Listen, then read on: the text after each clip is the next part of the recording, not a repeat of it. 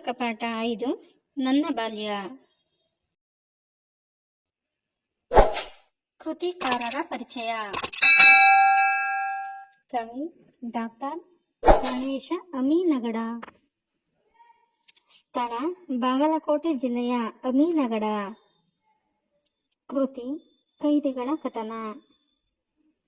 ಆಕಾರ ಗ್ರಂಥ ಡಾಕ್ಟರ್ ಗಣೇಶ ಅಮೀನಗಡ ಅವರ ಏಣಿಯಿಂದ ರಂಗದ ಏಣಿಗೆ ಎಂಬ ಕೃತಿಯಿಂದ ಪ್ರಸ್ತುತ ಪಾಠವನ್ನು ಆರಿಸಲಾಗಿದೆ.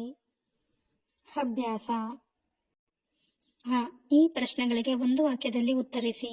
1. ಹೆಣಗಿ ಬಾಳಪ್ಪನವರು ತಮ್ಮನ್ನು ಏನೆಂದು ಗುರುತಿಸಿಕೊಂಡಿದ್ದಾರೆ?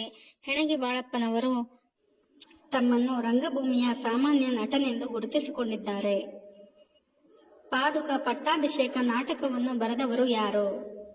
ಪಾದುಕ ಪಟ್ಟಾಭಿಷೇಕ ನಾಟಕವನ್ನು ಬರೆದವರು ಗರುಡ ಸದಾಶಿವರಾಯರು. 3. ಪಾದುಕ ಪಟ್ಟಾಭಿಷೇಕ ನಾಟಕದಲ್ಲಿ ಎಣಗಿಯವರು ಯಾವ ಪಾತ್ರ ವಹಿಸುತ್ತಿದ್ದರು? ಪಾದುಕ ಪಟ್ಟಾಭಿಷೇಕ ನಾಟಕದಲ್ಲಿ ಎಣಗಿಯವರು ಭರತನ ಪಾತ್ರ ವಹಿಸುತ್ತಿದ್ದರು. 4. ರಂಗ ಕಲಾವಿದ ಬಾಳಪ್ಪನವರ ಹುಟ್ಟೂರು ಎಲ್ಲಿದೆ? ರಂಗ ಕಲಾವಿದ ಬಾಳಪ್ಪನವರ ಹುಟ್ಟೂರು ಬೆಳಗಾವಿ ಜಿಲ್ಲೆಯ. Thank you for the watching. Subscribe my channel, ಪಠ್ಯ ಪುಸ್ತಕ.